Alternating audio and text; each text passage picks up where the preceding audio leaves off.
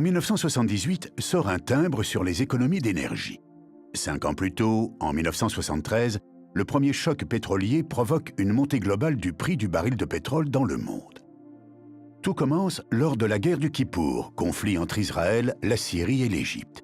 Les pays arabes, membres de l'OPEP, condamnent alors le soutien des États-Unis porté à Israël. Ils déclenchent un embargo sur les livraisons de pétrole. Un embargo qui n'aura duré que 3 mois et dont les compagnies pétrolières tireront un énorme profit. Elles n'auront en fait jamais manqué de pétrole et le monde vient de connaître son premier choc pétrolier. Cet événement aura en France des conséquences majeures, notamment une prise de conscience de la dépendance énergétique du pays.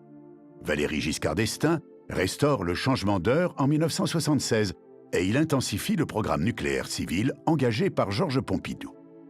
C'est pour soutenir cette volonté gouvernementale qu'est lancé le projet d'un timbre sur les économies d'énergie.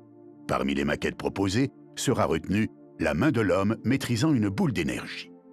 Lors de ses vœux de 1980, le président déclare « La part de notre électricité d'origine nationale, qui était de 45% en 1973, atteindra 70% à la fin de 1981.